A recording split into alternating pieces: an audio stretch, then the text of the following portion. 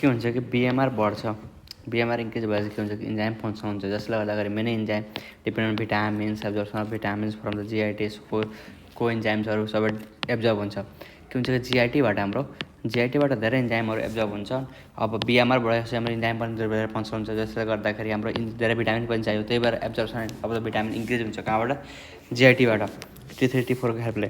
त्यसपछि के हुन्छ कि यो T3 T4 के गर्छ कि मोर अक्सिजन चाहिन्छ। मोर अक्सिजन चाहिन्छ भने के हुन्छ, त्यसको लागि metabolic removal of the metabolic waste and के हुन्छ कि हाम्रो इन्क्रिज भिटामिन्स। अब के हुन्छ कि हाम्रो मोर अक्सिजन पनि चाहिन्छ। अब small amount of the T3 T4 along the GIT and insulin having the anabolic function.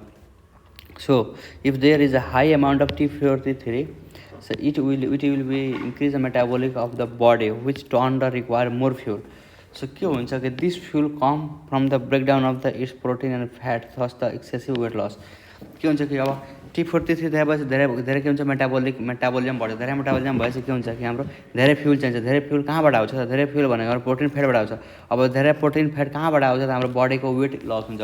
धेरै प्रोटिन फ्याट युज भएपछि के हुन्छ कि हाम्रो बडीको वेट लस हुन्छ।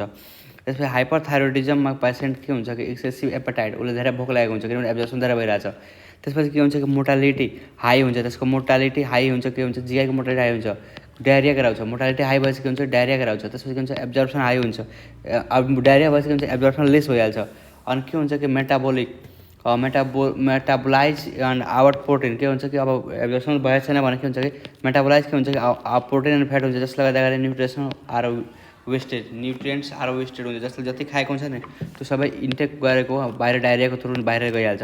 तर त्यही हाइपोथाइरोइडिजम पेसेन्ट छ भने त्यसलाई के हुन्छ? वेट गेन हुन्छ, किनभने increase accumulation of protein fat and cholesterol. किनभने कि उसको जिआइटी जुन छ नि, गेग्स एन्ड अदर सब्सटान्स के हुन्छ कि उसको जिआइटी के हुन्छ कि जिआइटीमा कन्स्टिपेसन भइहाल्छ, जसले गर्दा एब्जर्प्सन त हुन्छ धेरै, तर के हुन्छ कि युजेज धेरै हुँदैन, जसले गर्दाखेरि सबै हाम्रो इनर्जी स्टोर भएर हाम्रो के हुन्छ कि इन्क्रिज द बडी वेट गर्छ। Hypothyroid patient are the big burning too much calorie even his protein fat are weight loss occur. So hypothyroidism पेसेन्टमा के हुन्छ? क्याटाबोलिजम हुन्छ, जसले गर्दाखेरि वेट गेन हुन्छ। लेस क्याटाबोलिजम जसले गर्दाखेरि वेट गेन हुन्छ। अब इफेक्ट अफ थाइरोइड हार्मोन हार्टमा कसरी गर्छ त? के हुन्छ कि increase expression of the beta adrenergic receptor, beta 1 adrenergic रिसेप्टरमा expression बढ्छ T3 T4 को। त्यसपछि के हुन्छ कि T3 T4 ले बिटा 1 को एड्रेनर्जिक रिसेप्टरको स्टिमुलेसनले बढाइदिन्छ, एक्सप्रेसनले बढाइदिन्छ। त्यसपछि के गर्छ कि मायोसिन एक्टिभिटीले बढाइदिन्छ। के हुन्छ? Increase the expression of myosin. त्यसपछि increase the expression of calcium ATPase. यिनीहरूले गर्दाखेरि के हुन्छ कि मेटाबोलिजम इन्क्रिज हुन्छ, जसले गर्दाखेरि nutrition and removal for the metabolic circulation high हुन्छ, सर्कुलेसन हाइपरडाइनामिक जान्छ, जसले गर्दाखेरि इन्क्रिज T3 T4ले गर्दा हार्ट रेट बढ्छ, क्रोनोट्रपिक एक्सन देखाउँछ, कन्ट्राक्टिभ हार्ट रेट पनि बढ्छ। त्यसपछि के हुन्छ कि हार्ट रेट बढेपछि के हुन्छ कि increase heart rate, increase systolic volume, जसले गर्दाखेरि कार्डियक आउटपुट बढ्छ, जसले सिस्टोलिक ब्लड प्रेसर बढ्छ। तर T3 T4ले के गरिरहेको थियो कि हाम्रो ब्लड भेसललाई डाइलेट गर्ने काम गरिरहेको थियो। ब्लड भेसललाई डाइलेट गर्ने पेरिफेरल रेजिस्टेन्स घट्छ। पेरिफेरल रेजिस्टेन्स घटेपछि के हुन्छ कि हाम्रो भासोडाइलेसन हुन्छ। भासोडाइलेसन भएपछि हाम्रो पेरिफेरल रेजिस्टेन्स घट्छ, जसले गर्दाखेरि के हुन्छ कि डायस्टोलिक ब्लड प्रेसर घट्छ। Arterial dilated total peripheral resistance decrease, जसले गर्दा डायस्टोलिक प्रेसर घट्छ। डायस्टोलिक प्रेसर घटेपछि के हुन्छ? सिस्टोलिक ब्लड प्रेसर बढ्छ, डायस्टोलिक ब्लड प्रेसर घट्छ। त्यसले गर्दाखेरि पल्स प्रेसर जुन छ नि त्यसमा डिफ्रेन्स धेरै देखिन्छ, पल्स प्रेसर धेरै देखिन्छ, पल्स प्रेसर बढ्छ। अब यो भनेको के हुन्छ कि हाम्रो T3 T4ले गर्दाखेरि हुन्छ। अब यदि कुनै पेसेन्टको T3 T4 बढाएको छ भने के देखिन्छ हाम्रो हार्टको कन्डिसनमा?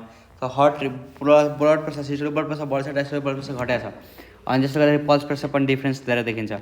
अब इफेक्ट अफ थाइरोइड हार्मोन लङ्समा हेऱ्यो भने मेटाबोलिक इन्क्रिज हुन्छ, जसले lungs provide more oxygen, so the removal oxygen, respiratory rate बढ्छ, टाइटर भोल्युम बढ्छ, जसले गर्दा मिनट भेन्टिलेसन अल्सो बढ्छ, जसले गर्दाखेरि depth of the respiration also बढ्छ।